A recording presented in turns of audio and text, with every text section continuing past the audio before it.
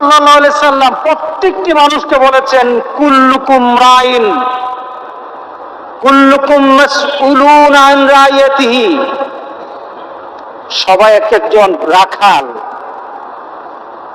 রাসূল সাল্লাল্লাহু আলাইহি সাল্লাম বলতেন, আমি রাখাল, আমি আমার উম্মতের জন্য রাখাল।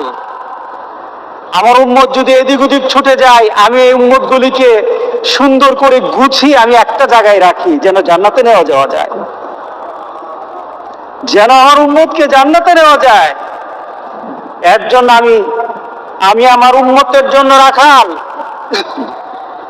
শুধু তাই নয়, রাসূল বলেছেন প্রত্যেকটি উম্মত, আমার উম্মত রাখালের দায়িত্ব পালন করে। তো গত অনুষ্ঠানটা ছিল অত্যন্ত প্রাণবন্ত অনুষ্ঠান, দেখে অনেক উজ্জীবিত হয়েছে। যখন এটা সবাই অনেক পরবর্তীতে যখন অনলাইন করা হলো, ছেড়ে দেওয়া হলো, লক্ষ লক্ষ মানুষ দেখলো, সবাই আন্তরিক হয়ে বলল, এমন প্রচেষ্টা আমাদের সমাজে চালানো দরকার। এই প্রচেষ্টাগুলি চলে আসছে বিভিন্ন দেশে। আপনি আপনার সন্তানকে নামাজি বানাতে হবে, আপনি আপনার সন্তানকে নামাজে আনার জন্য প্রচেষ্টা চালাতে হবে, যে কোনো ভাবে হোক, যে কোনো ভাবে হোক, আদর দিয়ে হোক, লোভ দিয়ে হোক, তাকে বিভিন্ন জিনিসের প্রতি তাকে আকর্ষণ দিয়ে হোক, শাসন করে হোক, নামাজি বানাতে হবে, নামাজি বানাতে হবে। নতুবা কাল হাসরের দিন আপনার আমার জন্য কিন্তু মারাত্মক একটা ঘোষণা রয়ে গেছে, বিপদ রয়ে গেছে। কাল হাসরের দিন আল্লাহ সুবহানাহু ওয়া তাআলার কাছে ওই সন্তানগুলি দাঁড়িয়ে বলবে, নাজআলহুমা তাহতা আকদামিনা লিয়াকুনা মিনাল আসফালিন। রব্বুল আলামিন, আজকে যারা আমার বাপ, আমার মা, আমার পরিবারের কোনো সদস্য, আমার পরিবারের কোনো ব্যক্তি, যারা নিজেরা নামাজ হয়তো পড়তো, কিন্তু আমাকে নামাজমুখী করে নাই, আমাকে কল্যাণমুখী করে নাই, আমাকে তোমাকে চিনায় নাই, তোমার হাবিবের রেখে যাওয়া কর্মকে বুঝায় নাই। সব বুঝিয়েছে কিন্তু এই নীতি বুঝায় নাই। আল্লাহ সুবহানাহু ওয়া তাআলা বলেন, তোমার এই সন্তান আমার সামনে দাঁড়িয়ে যাবে, তুমি থাকবা, তোমার সন্তানও থাকবে, আমার কাছে অভিযোগ করবে,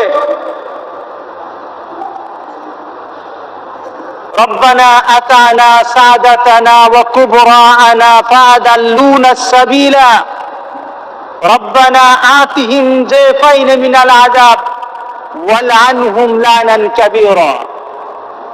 এখানে বলা হয়েছে সাদাতানা ওয়া কুবরাআনা, আমার মুরব্বী, আমার নেতা যারা ছিল, তারা আমাকে দিন শিখায় নাই।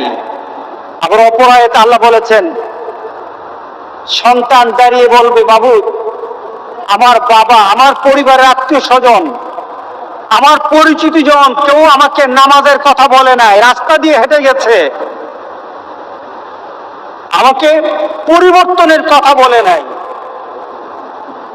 আমি গতকাল বিকালবেলা মাদ্রাসার মাঠের দিকে যাচ্ছি, এমন সময় একটা ছেলেকে দেখলাম, আমাকে দেখে একটু দৌড়ে চলে যায়। যেটা আমি মনে করলাম ছেলেটাকে ডাকা দরকার। ছেলের বাবা হয়তো অন্ধ, ছেলের বাবা হয়তো বুঝে না, মা বুঝে না, এই ছেলেটা দুজকের দিকে চলে যাচ্ছে। ছেলের বাবা হয়তো বুঝে না যে আমার ছেলেটাকে আমি ধ্বংস করে দিচ্ছি। আমি ছেলেটাকে দৌড়ে আনলাম, সে ভাগতেছিল, আমি বললাম, এদিকে আয়, ভাগিস না। ছেলেটাকে কাছে এনে বললাম, তুই যে চুলটাকে লাল করেছিস, চুলটা লাল, তোর আব্বাকে বলিস আমার সাথে দেখা করতে। অনেকে চিন্তা করবে, আমার ছেলে যেভাবে চলে আপনার কি? আমার কিছু না, আমার তো কিছু না। আপনার ছেলে যদি হারামি করে, আমার কিছু না। আপনার ছেলে যদি বেনামাজি হয় আমার কিছু না। রাস্তায় যখন হাঁটতে বের হই দেখা যায় ছেলেরা 20-25 জন দাঁড়িয়ে গল্প গুজব করে, 20-25 জন, কিন্তু এই ছেলেগুলি কোনো সময় মসজিদে পাই না আমরা। এই ছেলেগুলিকে মসজিদে দেখি না। যেই বাবারা এই সন্তানের জন্য প্রচেষ্টা চালায় না, বাপ নামের কলঙ্ক তারা আখিরাতে নাজআলহুমা তাহতা আকদামিনা। আপনার সন্তান আল্লাহর কাছে অভিযোগ করে বলবে, মাবুদ আমার বাপের বুকে পাড়া দিয়ে আমি আজকে দুদিকে যাব। আমার বাপকে আজকে আনো, আমার মাকে আনো। আমার চুলটা লাল হতো না যদি আমার বাবা শাসন করত। আমার চুলটা লাল হয়ে এদিক ওদিক যেত না যদি আমার বাপ আমাকে বুঝাতো। যদি আমার বাপ আমাকে বলতো 5 ওয়াক্ত নামাজ পড়বি, তোর জন্য পুরস্কার আছে, 5 ওয়াক্ত নামাজ পড়বি, না পড়লে কিন্তু শাসন আছে, এই কথা যদি বলতো তাহলে আমি আজকে খারাপ হতাম না। অনেকদিন আগে এক ঘটনা, একটা ছেলে অ্যাক্সিডেন্ট করলো, একটা ইউনিভার্সিটির টিচার, পাশে তার আরেক বন্ধু। ওই ছেলেটা ছিল নামাজি, আর যে ছেলেটা অ্যাক্সিডেন্ট করেছে গাড়ি ড্রাইভ করা অবস্থায়, ওই ছেলেটা বড় লোকের ছেলে ছিল, পয়সাওয়ালা ধনীর ছেলে। আল্লাহ কি আল্লাহ লাগে নাকি? নামাজ কি নামাজ আর লাগে নাকি?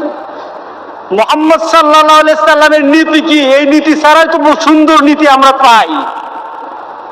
ওরা আল্লাহ রাসূলের শিক্ষা পায় নাই, পরিবার থেকে শিক্ষা পায় নাই, অ্যাক্সিডেন্ট করলো।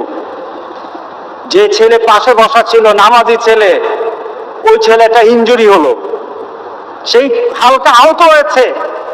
আর এই ছেলেটা খুব বেশি ইনজুরি হয়, হসপিটালে ভর্তি, অ্যাপোলোতে ভর্তি। মা অনেক পয়সাওয়ালা, বাবা অনেক পয়সাওয়ালা। ছেলের ব্যাপারে বলা হলো লাইফ সাপোর্টে ছেলে, মার পাশে ওই ছেলেটা বসা। ছেলেকে কিন্তু মাঝে মাঝে ক্রিটিসাইজ করতো এই ছেলেকে, কারণ এই ছেলে নামাজ পড়ে, ছেলের দাঁড়িয়ে আছে, ক্রিটিসাইজ করতো। এবার মা কেঁদে কেঁদে ছেলে ওই ছেলেটাকে বলে, তার বন্ধুকে বলে, বাবা আমার ছেলে কিন্তু নামাজ পড়তে জানতো না, আমার ছেলে কিন্তু কোরআন পড়তে জানতো না, বাবা তুমি একটু দোয়া করো না, আমার ছেলেটাকে যেন আল্লাহ ভালো করে দে,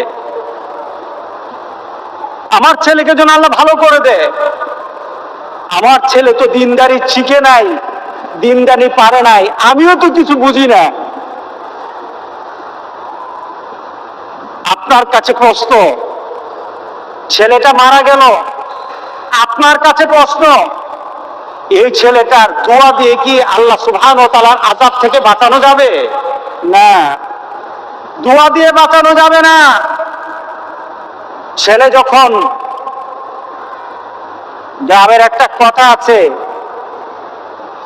কাঁচাতে না নোয়ালে বাস, পাকলে করে ঠাস ঠাস। ছোট কাল থেকে যদি তুমি তোমার বাচ্চাটাকে আল্লাহ এবং রাসূলের নীতিতে নিয়ে আসতা, এই ছেলের জন্য কেউই দোয়া করুক আর না করুক, আল্লাহ সুবহানাহু ওয়া তাআলা তাকে কবুল করে নিতেনি। তুমি ছোট কাল থেকে তাকে শিক্ষা দিতে। আর যখন মৃত্যুর দুয়ারে তুমি তখন চিন্তা করো তোমার ছেলে কিছু পারে না, আরেকজনের দোয়া দিয়ে তোমার ছেলেকে পার করবা, এই নীতি কোন আল্লাহ রাসূল দিয়ে আমাদেরকে যায়?